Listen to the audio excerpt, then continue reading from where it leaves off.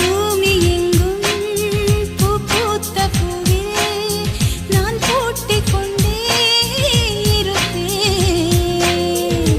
பூக்களுக்குள் நீ பூட்டிக் கொண்டாய், நான் காற்று போல திறப்பேன். மேகமுள்ளே வாழ்ந்திருக்கும் தூறல் போலவே நானும் அந்த மேகமதில் வாழ்கிறேன்.